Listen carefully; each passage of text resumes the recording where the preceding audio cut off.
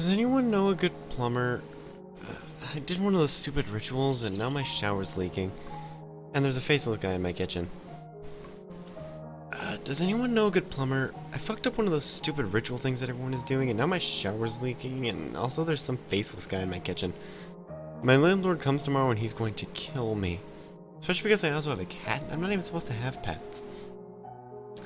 It all started when I was drunk messaging a girl on Tinder, and she said the only way we would meet up is if I did this weird ritual thing where I summoned a ghost or some shit. I think she called it mea culpa or something. Actually, her exact message was, "The decaying flesh will not rest. I am the Alpha and Omega. I have seen the burning cities consume the earth." Link to ritual instructions. "Our souls meet when darkness spills. Mea culpa, mea culpa, mea culpa." She was a weird chick.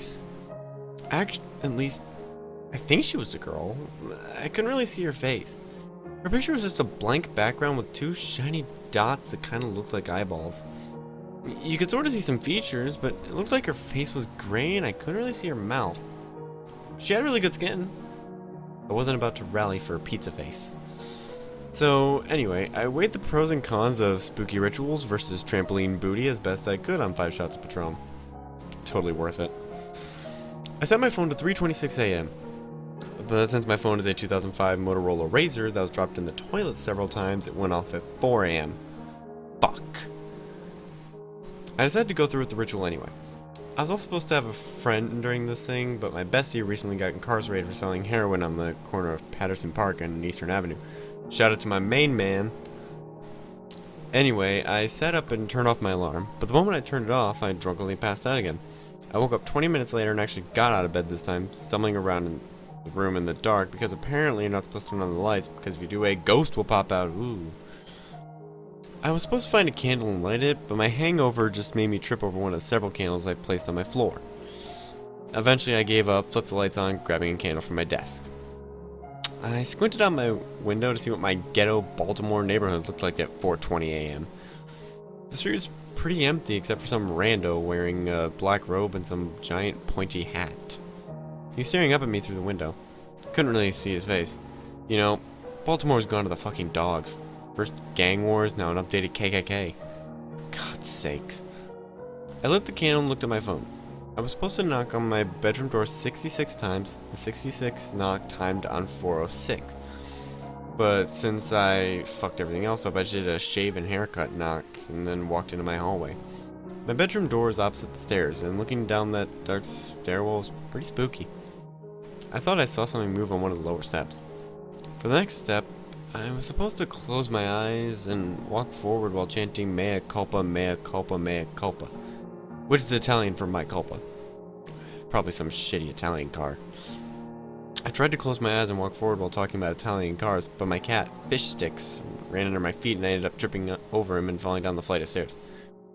At some point the stupid candle went out as I flailed down the stairs, but I was too concussed to care. I rolled it from the ground, groaning, and decided that I'd just continue to go through the motions, which meant hiding in a closet, waiting for the ghost to play hide and seek with me.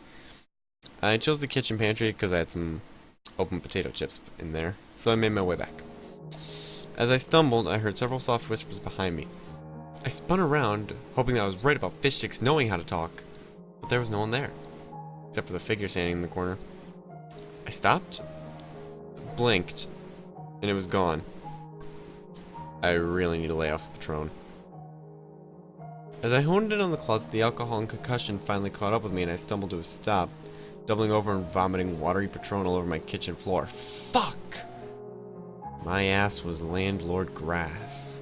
The hellish combination of alcohol, concussion, post-vomit, and a looming eviction notice caused my emotions to go haywire and I unleashed a violent sob, mucus and tears dripping down my face. I heard a noise outside the kitchen. My eyes fell on the kitchen window and I spied that stupid gang member KKK dude in my backyard, still staring at me. Must have looked like an idiot weeping in front of my kitchen pantry. Too ashamed to confront him, I just crawled into the pantry and closed the door. It's so cold in there, I damn froze my man tits off. My air conditioner was probably broken. I definitely need to call the landlord, but that would mean sedating Fish Sticks and stuffing him under a suitcase in my bed. At this point, I realized I need to reevaluate my life. Maybe I shouldn't drink as much. Maybe I should give fish sticks to a good home. Maybe I should find women with intellect and poise. Maybe I should move out of my shit neighborhood where KKK people roam around at 4 a.m.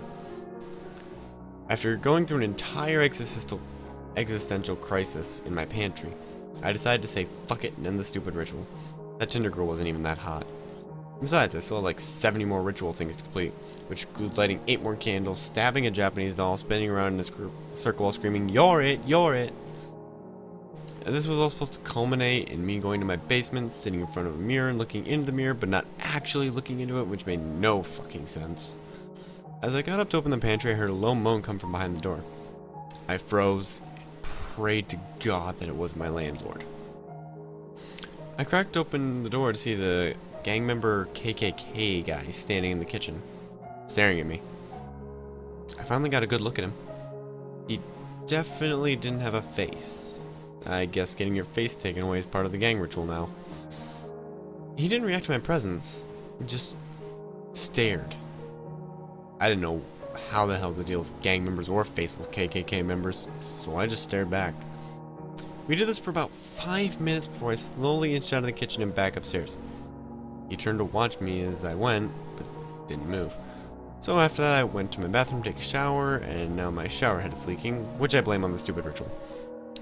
So if you guys know any good plumbers in the Baltimore area, I would really appreciate that.